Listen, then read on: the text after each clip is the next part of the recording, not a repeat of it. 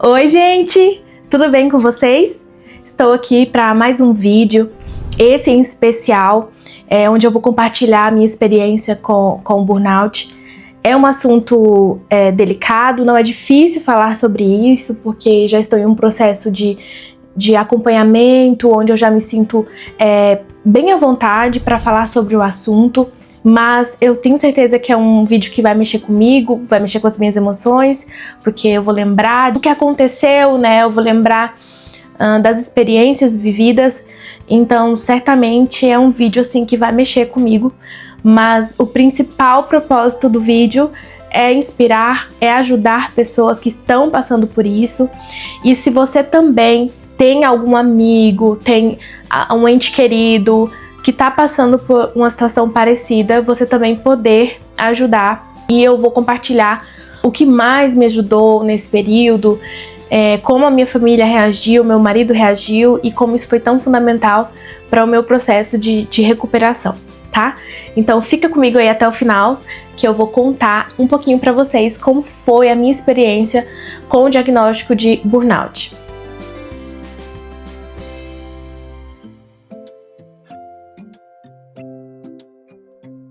Gente, não tem outro jeito do vídeo ser curto, eu vou tentar ao máximo resumir. Claro que detalhes vão passar, algumas coisas eu prefiro também não trazer, né, pra compartilhar, porque são situações delicadas e eu acho que algo que envolve um terceiro, envolve uma outra pessoa, talvez não seja tão interessante e não alcance o objetivo do vídeo, que é de fato ajudar, né, de fato conscientizar as pessoas sobre os cuidados acerca das questões emocionais. Gente, eu tenho uma tendência a ser prolixa, tá? Então eu vou tentar resumir. Eu fiz uma enquete lá no Instagram, perguntando se vocês queriam esse vídeo, esse relato por partes ou um vídeo grandão. E a maioria optou pelo vídeo grandão, então vai ser assim. Embora ele esteja dividido por etapas, eu tentei organizar a experiência de uma forma que fique clara como foi o processo, como isso afetou a minha vida profissional, como afetou a minha vida pessoal, o meu casamento, a maternidade, a minha fé, que também foi muito afetada. Então eu separei assim por tópicos e vou compartilhar com vocês. Então fica comigo até o final. Então vamos começar pela minha profissão. Eu sou professora por formação, né? Sou formada em ciências biológicas, tenho uma paixão muito grande por ensinar, sempre foi uma alegria, um prazer. Tenho 9 anos aí de atuação na educação e sempre foi muito prazeroso. E a educação em si, ela é um trabalho que exige uma doação muito grande por parte dos profissionais, por conta de que a gente lida com tanta coisa, né? Quem é professor aqui e tá dentro dessa área vai conseguir identificar o que eu vou falar. Na sala de aula, nós não somos apenas educadores. A gente precisa estudar um pouco o comportamento humano, a gente precisa olhar para o aluno com aquele olhar muitas vezes materno, a gente precisa olhar aquele ser humano, né?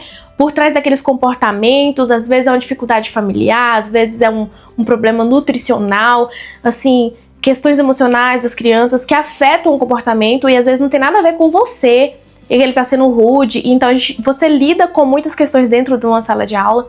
O calendário da educação é um calendário, como que eu posso falar? É um calendário corrido, é muito apertado os prazos, quem é professor sabe. Tem tantas coisas, né, sobre a educação que você já conhece. Muitas vezes a falta de recurso, porque eu tenho experiência em dar aulas tanto no estadual, quanto no município, quanto em escola privada. Eu tive essas experiências, então eu sei da realidade que é a sala de aula. E por vezes você lida com muitas questões. Então já é uma profissão, né, que exige bastante da gente, bastante do nosso emocional. Inclusive, professores da educação, todos eles precisam, eu indicaria terapia, acho que todo mundo precisa, tá? É muito importante porque a gente lida com muitas questões, a gente ajuda muito as crianças, eu particularmente teve uma experiência que eu absorvia muito as dificuldades, porque eu precisei dar aula num bairro mais distante. da cidade. E lá era muito carente, então crianças que iam com a roupinha suja, iam sem comer. Você via, sabe, as unhas grandes, precisando de um carinho, de cuidado. Então, assim, aquilo mexia muito comigo, né? Então, enfim. Então, a educação, ela exige, né, esse olhar, mas sempre foi uma paixão muito grande. Eu vou resumir porque, assim, é muita coisa pra contar. E sempre amei, e assim, eu sou cristã, então a educação confessional, ela é algo que faz os meus olhos brilharem. Amo a educação cristã, e sempre foi um sonho muito grande poder trabalhar numa escola que compartilhasse desses mesmos princípios, valores, onde eu pudesse alinhar, né, os meus ensinos de ciências e de biologia, mas atrelado à minha cosmovisão, com a liberdade de falar sobre isso, porque na verdade não tem como a gente desassociar aquilo que a gente ensina daquilo que a gente é.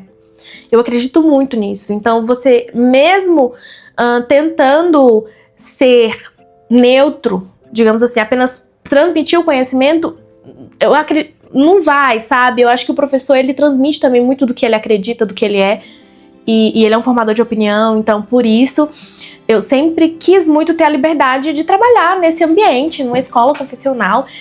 E aqui na cidade tinha uma escola, tem uma escola, na verdade, que era assim o meu sonho, tá? Então até então eu tinha tido experiência em outra escola privada, tinha experiência no município, no estado, mas eu queria muito trabalhar nessa escola porque o sistema, assim, era um sistema que mexia muito comigo, o sistema Mackenzie, era uma escola presbiteriana, então assim, tinha muitas coisas que, né, e eu tô falando tudo isso, segura essa informação, tá? Porque você vai entender por que eu tô falando isso. Então eu almejava muito, já tinha enviado currículo, eu orava, eu pedia a Deus, assim, aquilo era um sonho que pra mim parecia um sonho muito distante, muito difícil alcançar. Até que chegou a oportunidade, fui pra entrevista, depois eu posso até contar como que foi esse processo, que foi muito, assim, muito especial, foi muito marcante pra mim, tá? E eu comecei a trabalhar, eu trabalhei durante 4 anos, estive na sala de aula, era apaixonada, assim, pelo que eu fazia pelos meus alunos, muita alegria. Não posso dizer que não havia dificuldades, dias difíceis, havia, mas assim, gente, eu tava vivendo um sonho, A equipe, né, tudo, assim, eu tava apaixonada porque eu tava dentro de um sonho. E até que chegou um certo momento, devido ao meu trabalho, ter sido reconhecido, eu recebi um convite para participar da coordenação escolar, né, dessa escola. E assim, gente, nunca almejei, né, ir para gestão, porque assim, a sala de aula de fato era a minha paixão. Vocês não têm noção. Quem foi meu aluno, quem me conheceu, meu colega de trabalho, vai saber dizer. Inclusive, se tem aluno meu aqui assistindo, comenta aqui, tá? Um grande beijo pra vocês são muito especiais pra mim.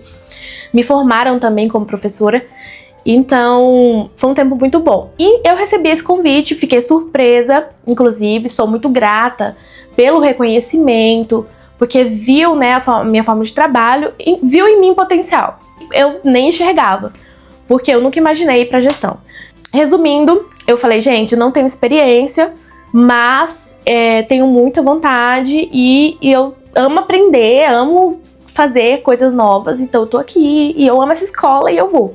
E fui, né, pra essa nova função. Mas, no meio de tudo isso, eu quero que você guarde essa informação e agora a gente vai voltar pra Taine antes, tá? Pra Taine até aqui, nesse ponto desse convite. Sempre fui uma pessoa que gostava de me exercitar, sempre amei bicicleta, caminhar. Eu gosto de atividades ao ar livre, não tenho muita alegria na academia. Fala igual a minha irmã, não tenho prazer. Não tenho muito prazer na academia, mas assim, tenho muita alegria em esporte, vôlei, bicicleta, caminhada. E assim, sempre fui apaixonada pela corrida, sempre admirei. E eu falava dentro de mim, um dia eu quero me tornar corredora, eu acho incrível, gente. Mas assim, ainda não tinha conseguido alcançar esse ponto. Então sempre, meu irmão é jogador, gosta muito, meu pai também, inclusive é educador físico. Então eu sempre estive envolvida com pessoas que gostavam e eu sempre estava ali. A minha primeira gestação do meu filho, João, Até os 9 meses, eu tava na rua, caminhando, meu irmão falava, Taína, eu tô morrendo de medo, eu não vou andar com você, você vai ter esse menino no meio da rua. E eu falava, não, tá tudo bem, eu quero andar até o máximo que eu puder. Dei aula, né, até o finalzinho também da gestação de João, tranquilo. Quando eu tive João Bernardo, tem aquela pausa de recuperação, mas eu consegui voltar às minhas atividades, consegui voltar pro peso, né, normal de antes da gravidez e continuei uma vida. Claro que tudo muda com o filho, você tem que ter uma organização, mas conseguia manter. Quando eu engravidei da minha segunda filha, também mantive, fui até o final da gestação. Quando a Helena nasceu, eu voltei, né, pra sala de aula. A vida continuou. Mas com 2 filhos, a atividade na igreja, atividade no trabalho, eu não consegui mais voltar às atividades como era antes. Já ficou um pouquinho mais difícil aí nesse ponto. Isso aqui já foi algo que colaborou também para um processo que eu vou enfrentar lá na frente, que você vai saber. Quando eu recebi esse convite, Helena tinha uns 11 para 12 meses, quase que um aninho ali. E ela era, né, novinha e tudo, mas como eu já havia retornado, eu falei, não, beleza, dá conta. Conversei com meu marido, conversei com minha família, todo mundo me apoiou e eu fui e encarei o desafio. E aí agora vamos lá para esse novo desafio. A coordenação escolar, para quem sabe, para quem vivencia, para quem já foi, sabe do que eu tô falando. A coordenação, ela move a escola. Parte dali o planejamento, parte dali o rumo, o calendário, as programações.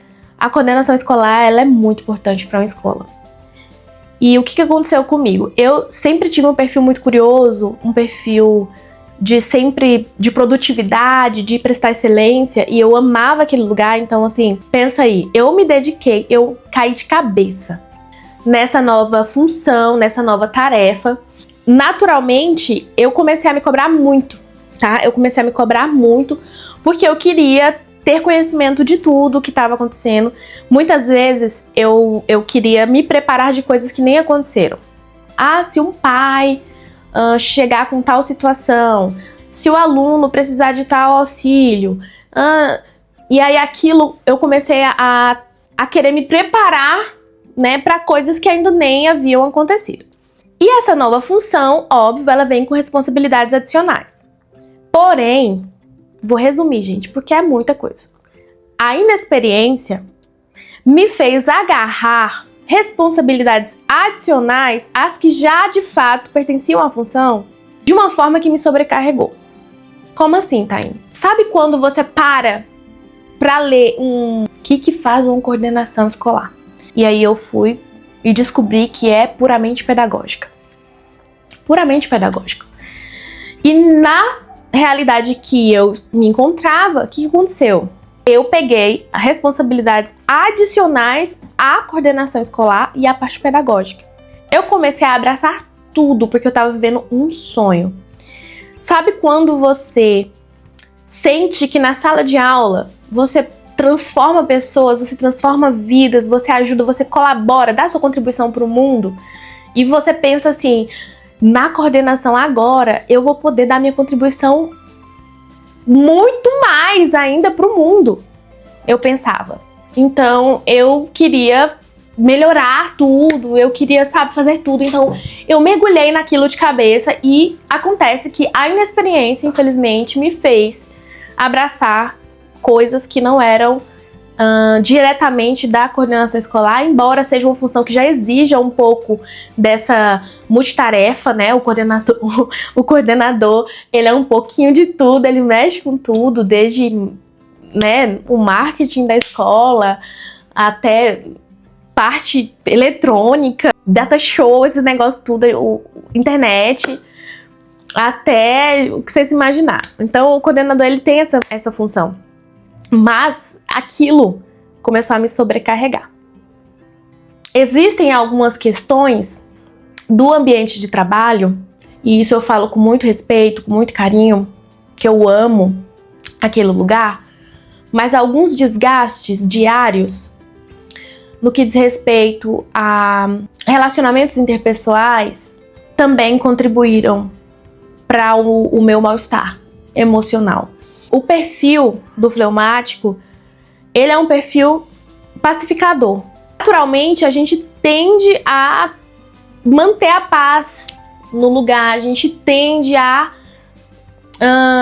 relevar muitas coisas. Você lidar com temperamentos opostos, com temperamentos completamente distintos do seu diariamente, porque automaticamente a carga horária, a frequência, ela é muito maior da coordenação do que um professor ali dentro do ambiente escolar.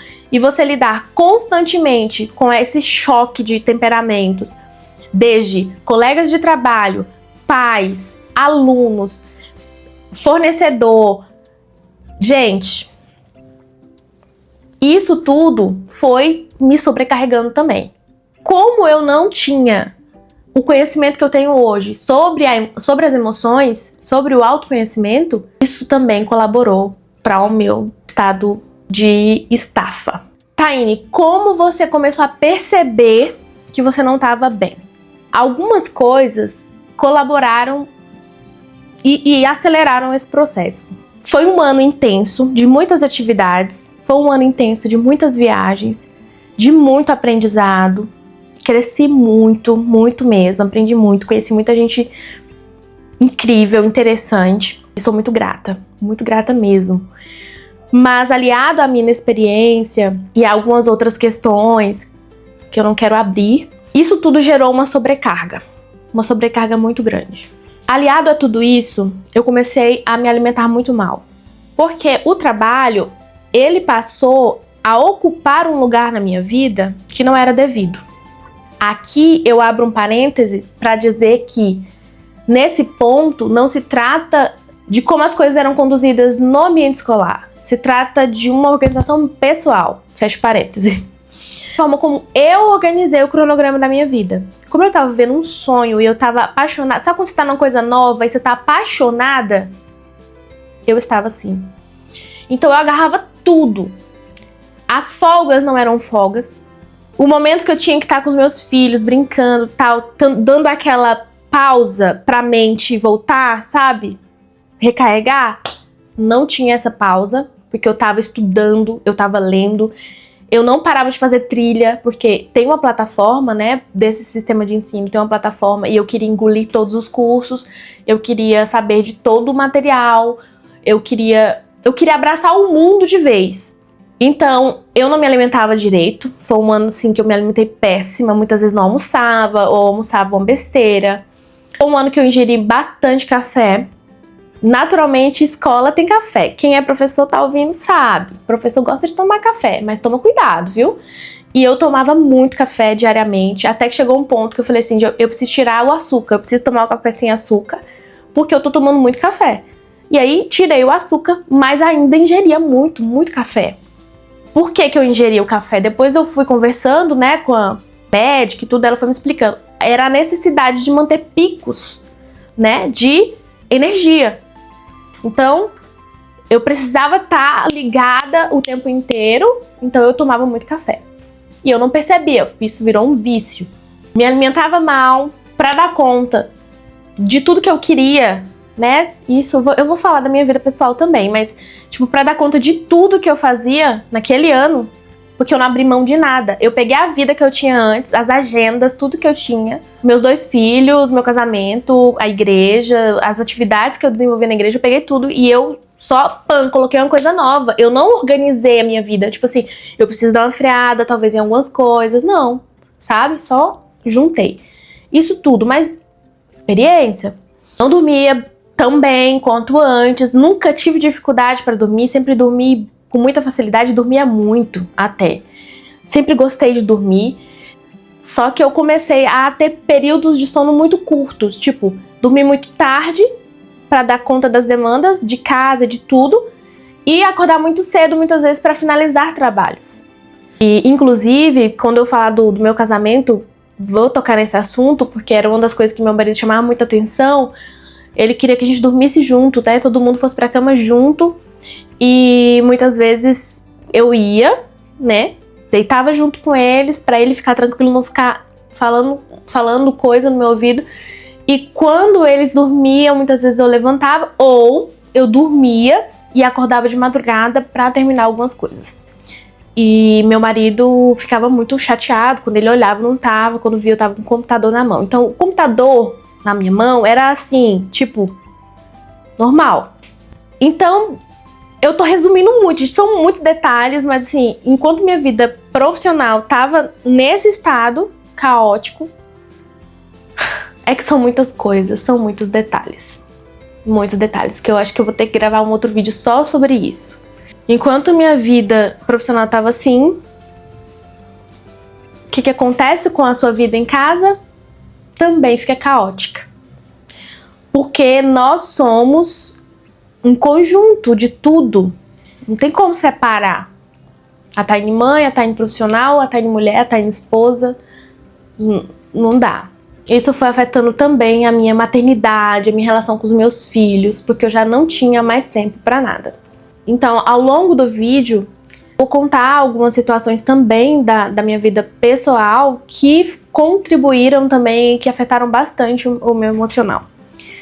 Minha família foi sempre um sonho também, inclusive um sonho realizado, sou muito feliz. É uma família muito linda, amo meus filhos, amo meu esposo.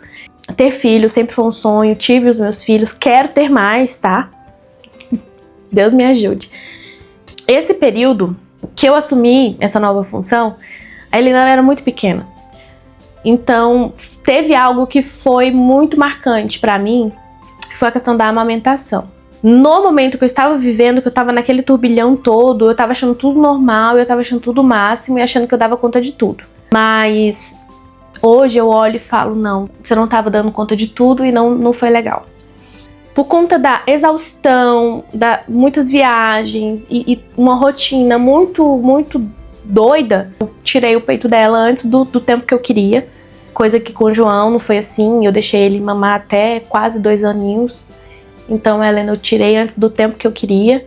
Hoje, eu olho como isso me afetou. Na época, não. Eu achei que estava tudo bem, tudo normal.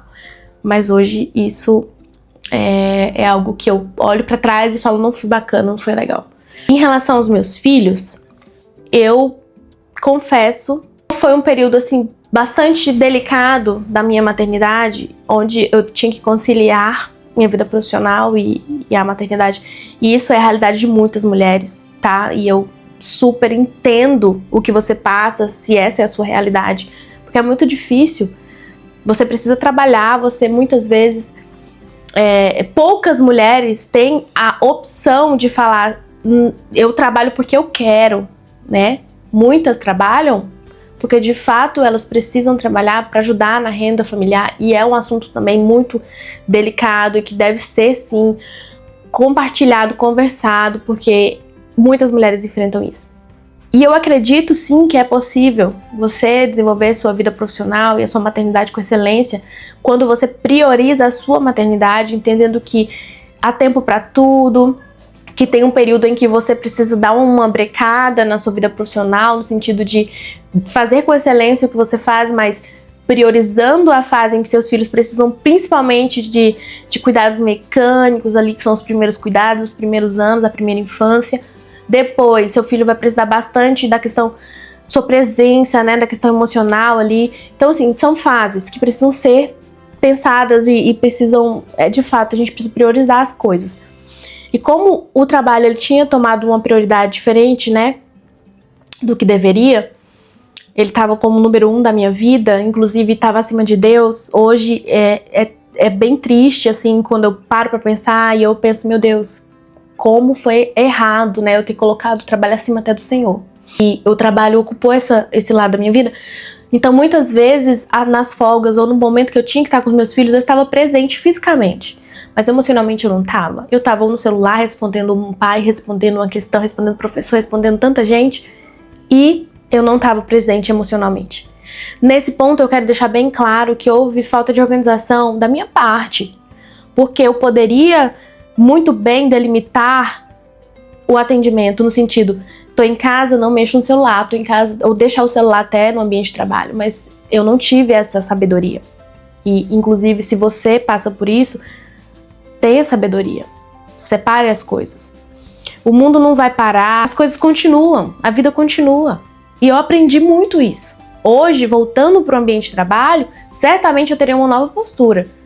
Separando e entendendo que, por exemplo, o pai mandou fora do horário, ele vai entender que eu só vou responder ele no outro dia, porque muitas vezes eu precisei de mandar resposta para alguém, uma pergunta para alguém, ou uma empresa, alguma situação, e aquela empresa vai me responder quando ela pode. E por que o pai não vai me entender? Por que o professor não vai me entender? Então, lidar com isso foi um aprendizado. Eu não sabia. Eu queria responder todo mundo na mesma hora, no mesmo tempo, e eu não entendia que aquele tempo era dos meus filhos. Então, muitas vezes, presente fisicamente, ausente emocionalmente, os meus filhos começaram a ter comportamentos que não eram bacana. Na tentativa de chamar atenção, o João Bernardo começou a ficar bastante irritado, começou a querer chamar bastante atenção, e eu, uma mãe muito irritada, porque coisa que, assim, naturalmente quem me conhece sabe, eu sou calma, eu sou tranquila, falo baixo. Nesse período que tava crítica à exaustão, eu falava muito alto, eu brigava com ele toda hora, parecia que a gente tava em guerra dentro de casa. Meu marido já tava ficando chateado com isso, porque ele falava, não precisa disso, né? E eu já tava, assim, tipo, muito estourada. Então, isso tudo afetou, sim, a minha maternidade. E são sinais que a gente precisa ter muito cuidado. Se você anda muito irritadiça, sabe, agoniada com tudo, com barulho, com qualquer coisinha, eu tava desse jeito. Então, meus filhos foram, sim, afetados, porque se a mãe não tá bem, os filhos não tá bem. E isso é algo que hoje eu entendo muito. É uma verdade, assim, ó, que tá clara pra mim. Você precisa estar bem pra cuidar dos seus. A melhor coisa que uma mãe pode dar para um filho é cuidar dela mesma, é ser feliz, é estar bem, sabe? Emocionalmente, fisicamente, tudo, em todas as áreas da vida, espiritualmente, porque ela vai ser uma boa mãe. Com todas as limitações, ela vai ser uma boa mãe. Agora, quando a gente não tá bem, a gente afeta os nossos filhos, a gente afeta o nosso casamento. Então, toda essa dificuldade, tô resumindo, tá, gente? Volto a falar. Tô até repetitiva, mas é verdade. São detalhes que eu tô contando, que eu tô me abrindo aqui. Então, afetou a minha maternidade. Se afetou a minha maternidade, afetou também meu casamento. Porque é a pessoa com quem a gente divide a vida, compartilha. E antes nós tínhamos uma relação alegre, tempo pra gente, sempre conversamos muito, somos muito amigos. E chegou um momento em que a nossa vida, ela se resumia, gente, a cumprir agendas, cumprir obrigações. Corre aqui, leva pra escola, corre aqui, ajuda no almoço, corre aqui, bota o menino pra dormir, corre aqui, tarefa de menino, corre aqui, me busca, me leva, só. E a gente começou a ter, o nosso diálogo era só sobre o que precisa fazer. Alinhamento. Você faz, eu faço, pam, pam, sabe? Tinha mais aquele tempo de qualidade como casal. A exaustão me fazia ter zero energia. É uma das coisas que ele mais reclamava. Eu queria muito, ficava super empolgado. Mas tinha um filme, eu falava, uau, vamos. Falava, né? Uau, vamos assistir e tal. Quando chegava de noite eu dormia, não conseguia. Cansada, exausta. E aí ele falava, pra que você fala que vai assistir comigo? Não... E assim, foi um período bastante complicado, assim, também no nosso casamento. Mas graças a Deus que deu muita sabedoria pra Jadson, muita paciência para lidar também com essas questões, porque ele sempre me apoiou muito. E em muitos momentos que ele quis abrir meus olhos, eu fui rude, porque eu achava, você não tá me apoiando, você não quer que eu cresça profissionalmente. Muitas vezes ele tava me alertando, tá indo, cuidado, não é assim, diminui o ritmo. Como ele tem muito tempo, né, de trabalho, muita experiência, ele sempre falava, se você deixar hoje o que tem de hoje pra amanhã, não vai, o mundo não vai acabar, Taine, deixa pra amanhã. E eu muitas vezes, não, tem que ter, né? Não sei se você é assim.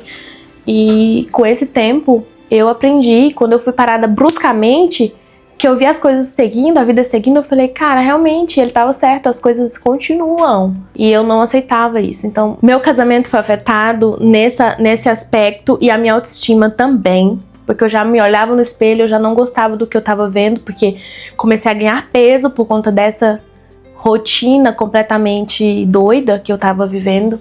Eu comecei a me perder como pessoa no meio desse processo. Um ponto importante que eu queria destacar aqui, principalmente para as mulheres. A gente costuma cuidar de tudo, a gente costuma cuidar de todo mundo. Mas a gente naturalmente vai deixando de se cuidar e a gente deixa a gente por último.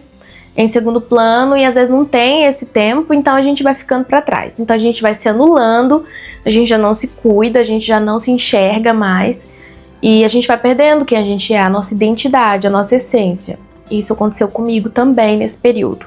Como eu atuava em várias esferas, eu tinha ali a minha vida profissional, eu tinha a maternidade, meu casamento, eu tinha também as atividades na igreja, né?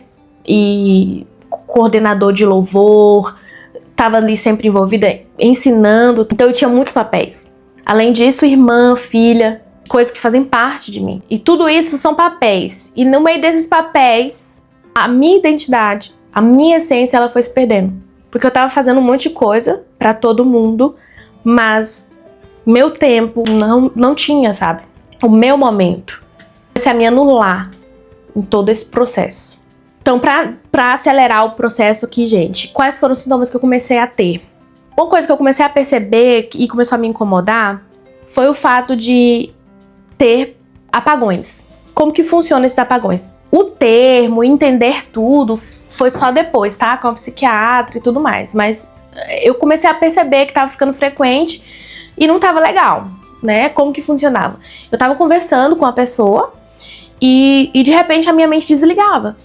Eu entrasse num modo, assim, silencioso e eu não prestava atenção em nada que a pessoa tava falando. E quando a pessoa finalizava a frase, que eu voltava desse modo silencioso, eu ficava com cara de paisagem, as pessoas esperavam a reação daquilo que elas estavam se comunicando comigo e não tinha. E aí eu comecei a ficar com muita vergonha. Mas aí eu pensava, porque eu tô muito agitada. É porque eu tô pensando muita coisa, eu pensava, né? Foi acontecendo uma vez, foi acontecendo 2 vezes, 3 vezes e foi ficando mais frequente. E aí eu comecei a ficar incomodada com essa questão, né? Outra coisa, excesso de informação. A minha mente já não desligava. Vocês já ouviram falar em pensamento acelerado? Eu estava com isso. Então, eu deitava no sofá, a mente não parava. A mente não parava, fervilhava, assim. E eu ficava agoniada, aquilo me incomodava muito, eu queria parar, nada, eu não quero pensar em nada. E a mente não parava, por causa do excesso de informações.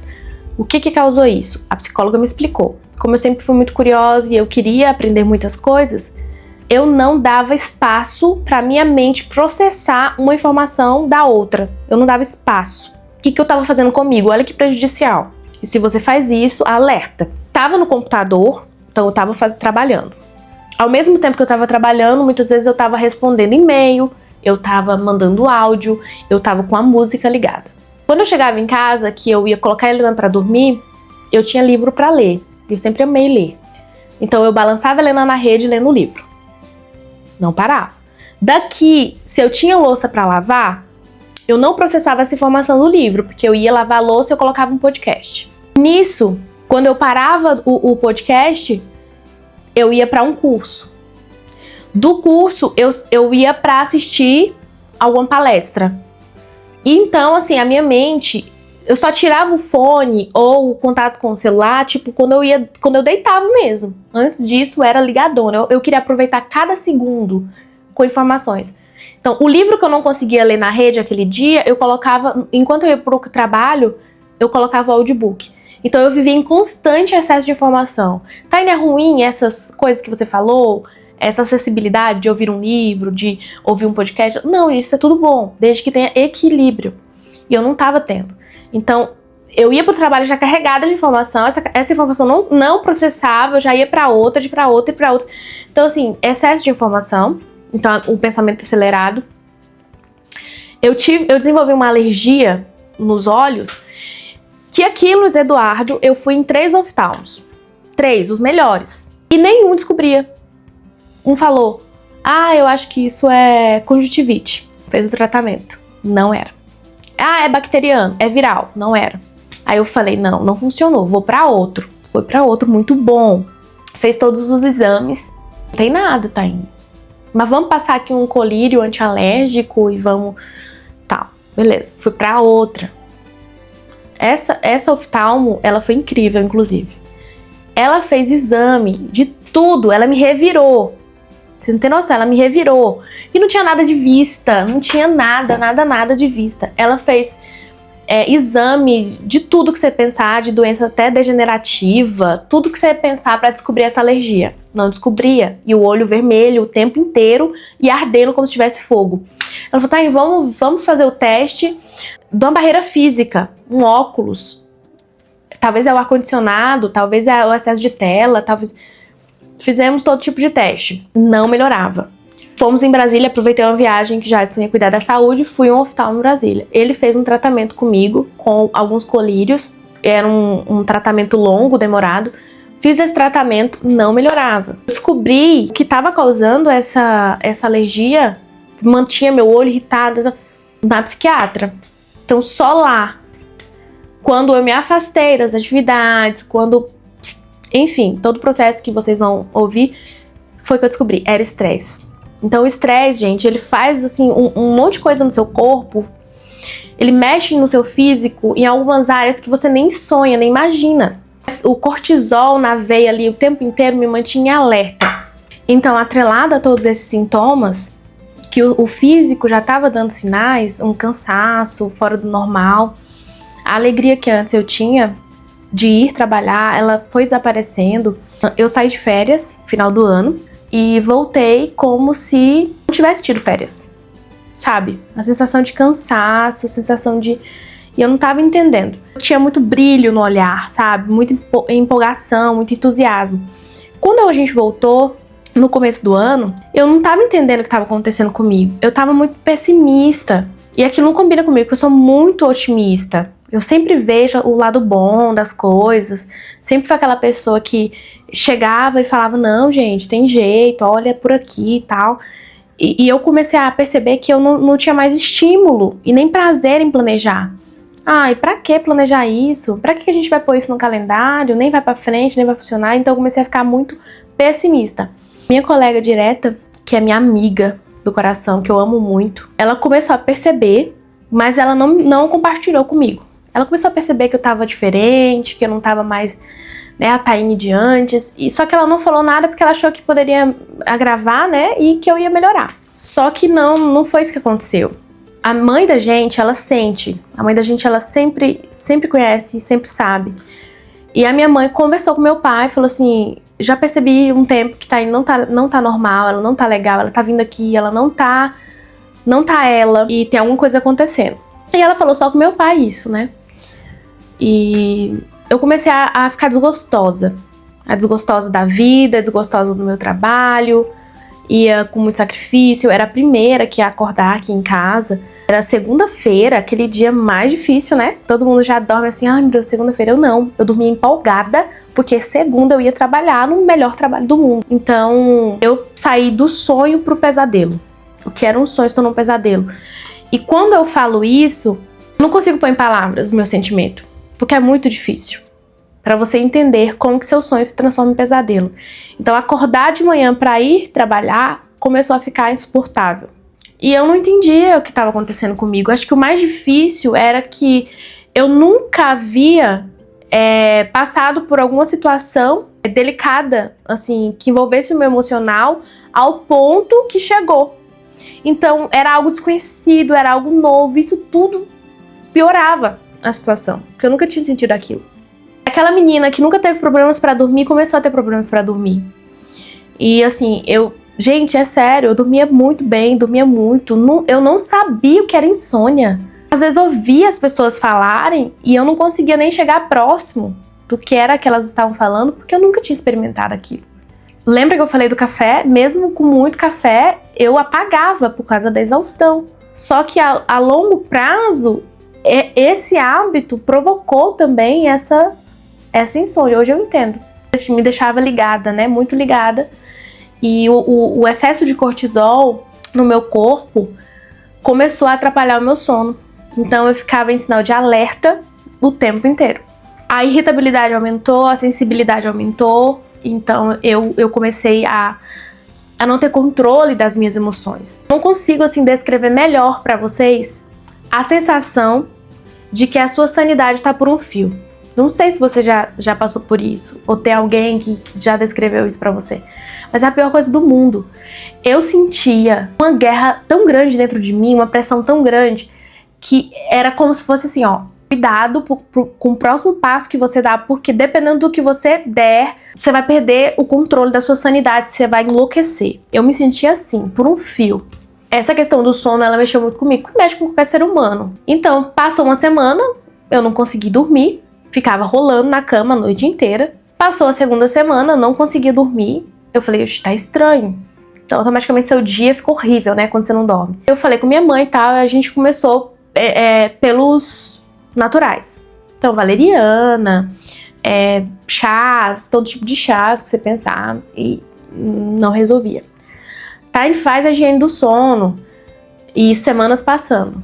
Aí, a minha cunhada, muito querida, inclusive que amo muito, ela me cedeu um umidificador que tem as cores, né, que ajuda ali no sono e libera o vaporzinho de água.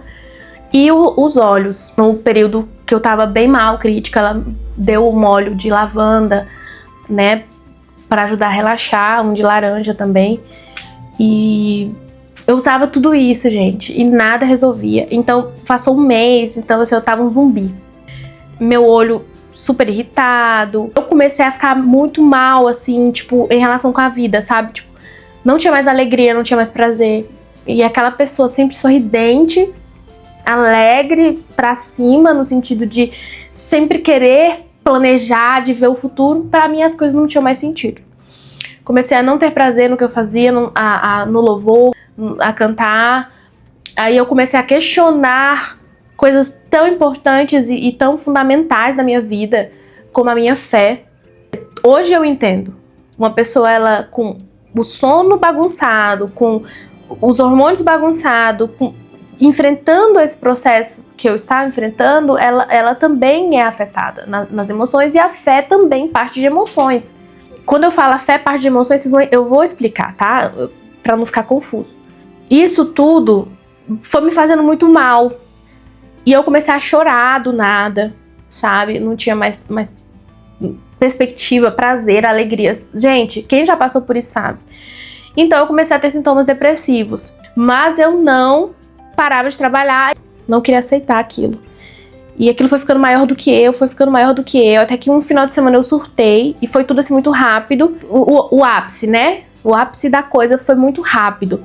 Claro que foi uma sequência de atividades ao longo dos meses que foi me afetando, muitas coisinhas no ambiente de trabalho, mas assim, quero deixar bem claro, não atrelada à escola, que inclusive amo, indico, meus filhos estudam lá, tenho o maior amor por aquele lugar, muito respeito pela história, mas assim, pessoas, não soube lidar com algumas questões e pressões, tudo isso fez com que o quadro se agravasse. E aí, quando eu falo isso, pessoas, pensa assim, quem tava só diretamente ligado a mim, não, mas assim, como o meu emocional não tava legal, um pai, uma fala de um pai, um comentário, qualquer coisa, um olhar, até de um professor, de um colega, não com intenção, consigo separar isso muito bem, mas assim, como eu tava naquele estado, tudo mexia comigo, e eu internalizava tudo, porque o meu perfil é um perfil introspectivo. Eu fui absorvendo muitas coisas que foram me adoecendo, essa é a palavra. Só que você aceitar estar doente emocionalmente é muito difícil. Quem passou por isso, ou passa, sabe, é muito complicado. Porque assim, ó, uma doença física geralmente é perceptível, ou a pessoa tem uma noção clara do que é aquela doença, porque ela já ouviu muito falar sobre aquilo. Mas as doenças associadas à parte emocional, psicológica, elas são muito complicadas, são muito delicadas. Porque a pessoa, ela te vê no mercado, ela te vê em qualquer ambiente, ela te olha, ela não consegue, assim, tipo, entender tudo que você tá descrevendo e que você tá sentindo, porque ela não consegue enxergar. Claro que no momento que tá o ápice, né, você demonstra, porque o seu físico demonstra, então meu físico começou a demonstrar. Chegou um dia que eu levantei, literalmente, eu sempre gostei de me arrumar, passar maquiagem, amarrar meu cabelo, ou escovar, beleza. Chegou um dia que eu levantei e fui. Tipo, eu só prendi o cabelo, não penteei, não me maquiei, não me arrumei. Eu cheguei lá, tipo, você não dormiu bem? Você tá bem e tal? Algumas pessoas começaram a perguntar. E aí eu ficava assim, tipo, sabe? Indiferente. No final de semana que eu surtei. Eu tive comportamentos super estranhos, que não fazia parte da minha pessoa, de quem eu era. Algumas falas muito pessimistas. E vontade de sumir, vontade de desaparecer. Então eu saí sem rumo. Foi um episódio, assim, estranhíssimo, né? Pra minha família, pra todo mundo. E minha mãe já tava, assim, alerta, que não tava normal. Ela já começou a procurar psicólogo, já começou a pesquisar psiquiatra. E eu, um perfil muito resistente, também tive dificuldades com isso. Porque eu nunca tinha passado, então eu tinha muita resistência a muitas coisas. Saí sem rumo, a pé, enfim. Foi uma coisa bem doida, assim, e aí todo mundo, você não tem condições de trabalhar, você não tá normal, você não tá legal, tá indo. Eu falei, eu quero trabalhar, eu quero ir, porque se eu não for, eu senti aquilo, sabe, tava por um fio a minha sanidade. Aí eu fui na segunda, e foi uma segunda, assim, marcante pra mim. Eu fui e eu não consegui trabalhar. Eu só chorava. Algumas pessoas viam que não tava legal, passava, outras que eu conseguia falar, eu falava, volta depois, eu não tô bem. Outras eu não conseguia nem falar, eu só chorava, a pessoa já entendia. Esse dia eu só trabalhava pela manhã, à tarde eu não trabalharia, né? E aí esse dia eu falei, eu preciso, eu quero, eu vou. Pode marcar que eu vou. Eu já tinha negado algumas psicólogas, porque como a questão do sono já tava persistindo, não tava bem, não tava legal. A minha mãe já tava pedindo, vai, tá indo e tal. E eu me apresentava uma psicóloga, eu falava, essa não, botava uma desculpa pra tudo, sabe? E é muito comum isso. E é bom você que tem alguém que tá passando por isso também, ter esse posicionamento e ter muito jeito pra lidar. Porque eu não queria ninguém, eu falava, não. E colocava desculpa pra tudo. Até que chegou essa segunda e eu falei assim, eu vi que se eu não tomasse aquela decisão, ia ser muito ruim pra mim. Eu ia me perder mesmo de mim. O pouquinho que ainda restava. Eu falei, eu quero, marca que eu vou. E eu fui. E, assim, eu tenho um carinho gigante pela minha psicóloga. Indico pra todo mundo, de olho fechado. Inclusive, Rose, um beijo se você estiver assistindo. Ela teve, assim, uma expertise muito grande pra lidar com o meu caso, porque eu tinha um perfil muito rígido, né, e ela foi tratando assim com cuidado. Ela já de cara já sabia que se tratava de burnout, ela já sabia que ia precisar de um afastamento, e ela viu que eu não queria. Então foi um processo muito dolorido pra mim, pelo fato de que eu não queria me desvincular da escola, eu não queria dar pausa, eu queria resolver, eu queria melhorar. Eu falava, o que eu tenho? Eu quero resolver isso. Eu não tava entendendo o que tava acontecendo. E ela foi muito, assim, sábia em tudo, sabe? Foi lidando. E assim, eu tô resumindo, depois eu posso falar melhor como que foi esse processo de afastamento, sobre questões burocráticas, posso falar sobre isso em outro vídeo, se houver interesse, até pra ajudar, né, pessoas, porque a gente sentiu muita dificuldade, eu e a minha família, quanto a apoio nesse sentido. Algumas informações, elas foram tidas depois, pós decisões, pós escolhas, e que poderiam ter sido completamente diferentes. Então, assim, falta bastante informação sobre isso e a gente teve essa dificuldade. Então, se houver interesse, você comenta aqui que eu faço uma parte 2 explicando como que foi esse processo. A psiquiatra também, gente, incrível, maravilhosa, porque assim, eu comecei o tratamento com a psicóloga, mas a psicoterapia, ela não resolve tudo, né? E tem a questão também do físico, que aí é o psiquiatra. Então, meu sono não resolvia e aquilo já estava me agoniando. E eu cheguei um momento que eu falei, pelo amor de Deus, consiga um psiquiatra. E os psiquiatras aqui na cidade já estavam com a agenda tudo cheia, tudo era daqui uma semana, daqui 15 dias. E eu precisava, teve um dia que eu falei, pelo amor de Deus, eu não consigo mais não dormir. Tá absurdo.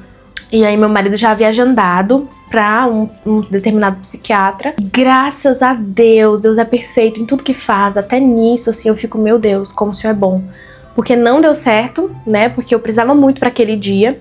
E aquele psiquiatra que já estava agendado, tipo, pra uma semana, que era o mais próximo, não podia me atender de jeito nenhum naquele dia. E Deus, assim, iluminou a doutora Marcela. Inclusive, um beijo enorme pra ela. Tenho o maior carinho do mundo, porque, assim, ela me ajudou demais nesse processo, profissional incrível, empática, atualizada, sensível. ela abriu a agenda, tipo assim, depois das 6. Meu marido explicou, né? Ela atendeu a gente. Nesse dia que ela me atendeu, ela já, assim, me ouviu o caso inteiro. E eu não tenho o que falar, gente. Ela é maravilhosa. Dali, ela já me medicou, porque o meu caso era sério. O meu físico, quem me olhasse naquele estado, não me reconhecia. Eu tava toda curvada e, assim, semblante horrível, caído. Então, chorando muito. Foi um processo bem baque, assim, bem complicado. E ali já saiu, né, a medicação pra devolver o ânimo, a alegria, o entusiasmo, as recomendações, os cuidados, medicação pro sono. E foi um processo. E aí eu quero deixar bem claro aqui também, para quem tá assistindo, porque esse vídeo é para contribuir e ajudar de alguma forma, que nenhum processo é rápido. Não tem uma melhora instantânea. Quando a pessoa tá assim, nesse sufoco, a pessoa ela quer ir no consultório, ela já quer resolver o meu problema. Era assim que eu me sentia. Eu queria pra ontem. Eu queria saber o que eu tinha, eu queria resolver e eu queria voltar à minha vida normal. Mas o meu corpo, ele precisava daquela pausa brusca, porque senão eu não iria parar. E eu precisava recuperar do tempo em que eu agredi tanto, né? Tive comportamentos tão nocivos durante muito tempo. Com a alimentação, com a saúde, com o excesso de trabalho e excesso de informação. A gente vai com esse intuito no consultório, mas assim, não resolve de cara. É um processo. Então, você tá passando por isso, tem alguém que tá passando por isso, tenha esse entendimento. Vá com essa mentalidade de que é um processo. Então, cada sessão com a psicóloga, cada sessão com a psiquiatra era um processo de melhora, era um avanço. Eu quero deixar claro que durante esse período também foi muito sombrio pra mim, porque eu tive crise de ansiedade. Eu sentia um peso, um aperto muito grande no peito. Ela é descrita clinicamente como pata de cavalo. A sensação de pata de cavalo, um aperto aqui. Quem já sofreu crise de ansiedade sabe do que eu tô falando. Eu sentia esse aperto constante, não parava, e o meu coração acelerava muito. Era como se eu sei lá, sabe, fosse faltar o ar. É horrível a sensação. Eu já tinha ouvido falar, mas eu nunca, na minha vida, imaginei passar por isso. Então eu tive crise de ansiedade, crise de pânico, tive episódios de crise de pânico. Coisa pior do mundo, que você acha que você vai morrer e você sente tudo, né? Você sente o seu corpo também dizendo isso. E que eu queria me enfiar embaixo da cama e eu só queria ficar no escuro. Foram dias muito difíceis. A medicação é um processo, mexe também com todo o seu corpo, então sua alimentação, seu processo normal, digestório, enfim, gente, é muitas coisas.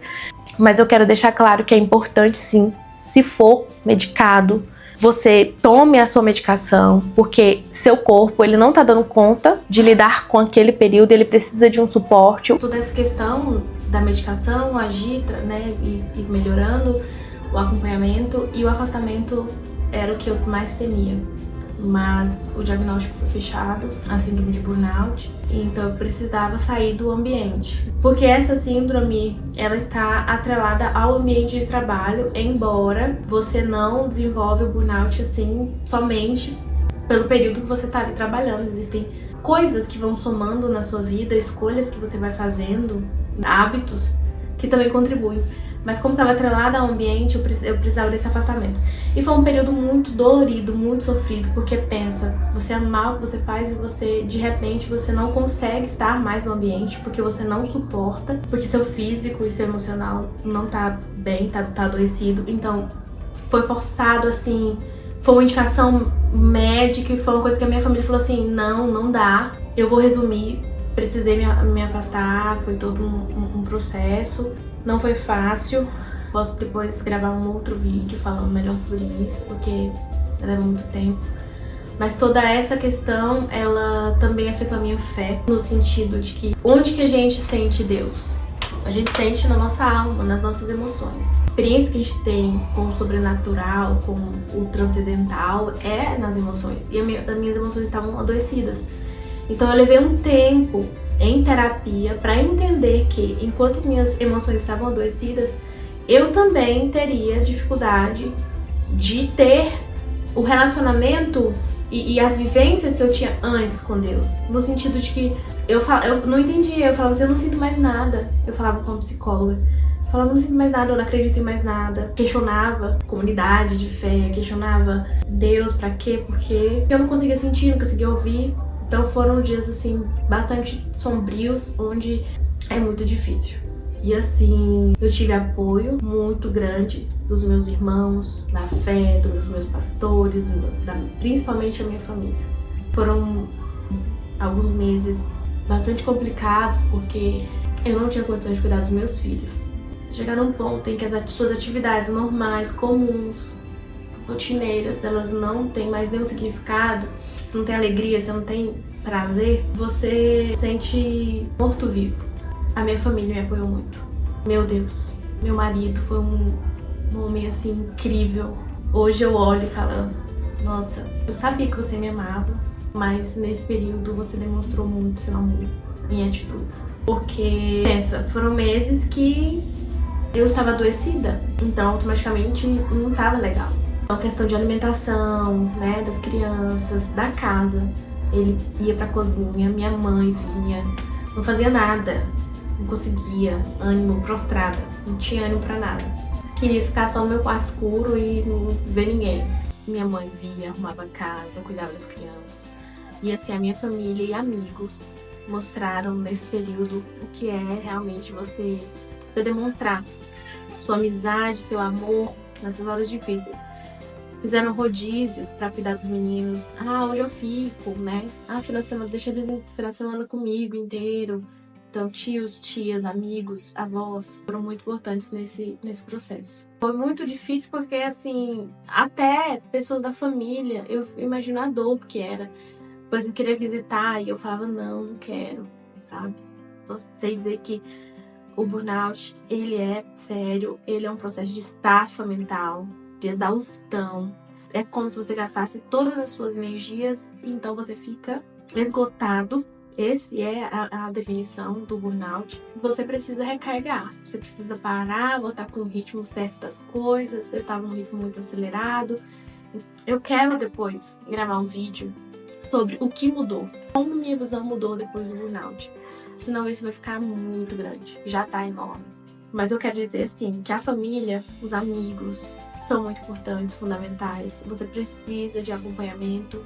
Se você está sentindo algum desses sintomas, cuida, corre, não deixa chegar num estado como o meu chegou, em que eu tive que parar literalmente a vida que eu estava, parar literalmente o trabalho.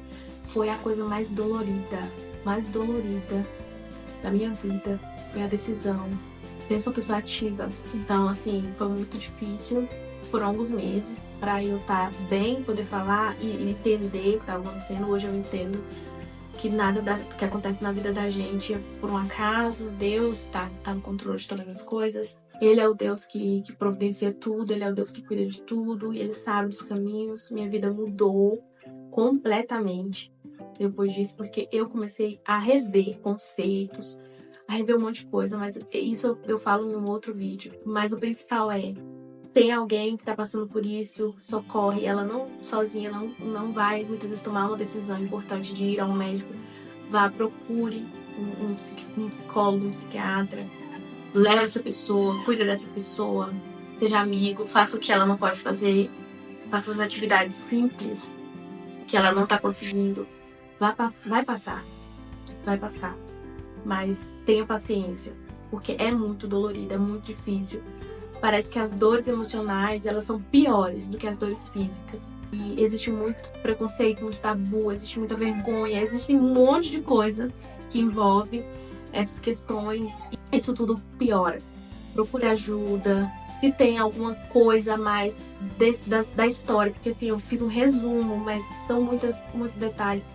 Se tem alguma coisa que eu deixei passar, ou que você tem interesse de saber mais, deixa no comentário que eu tento gravar uma parte 2, explicando como que toda essa questão, esse vídeo explicando como afetou minha vida profissional, a maternidade, o casamento, minha fé. Foram dias muito sombrios em que eu não ouvia Deus. Foi o vale da sombra da morte, mas foi um momento em que eu me aproximei muito de Deus. Eu me afastei e depois me aproximei, né? E aí eu vou contar depois sobre isso melhor, porque leva um tempo. Porque essa parte da fé abalou muito a minha fé. Mas assim, hoje eu vejo que Deus esteve presente em todo momento, embora eu não visse. Então é isso, gente. O vídeo ficou bem grande, mas espero que eu essa experiência ela sirva para que você consiga perceber se você tá passando por isso, se tem alguém passando por isso, que você seja esse apoio, que você seja esse amigo. Ore para essa pessoa, faça aquilo que essa pessoa às vezes não tá conseguindo fazer. Esse vídeo é um alerta para que você se cuide, para que você se ame, para que você tenha um tempo para você, principalmente as mulheres, elas têm muitas dificuldades em ter um tempo para si, fazer algo que gosta e se perdem. Então, cuida de você primeiro para que você possa cuidar dos seus. Então é isso, gente. É sempre bom compartilhar experiências, porque a gente sempre ajuda, né, um ao outro. Comenta esse vídeo, curta, compartilhe com quem tá precisando. E provavelmente eu venho com a parte 2, respondendo os comentários de vocês. Eu estou amando essa nova fase da minha vida. Essa interação com vocês, ela tem me feito muito bem. Um beijo, né, no coração de cada um de vocês. Até o próximo vídeo.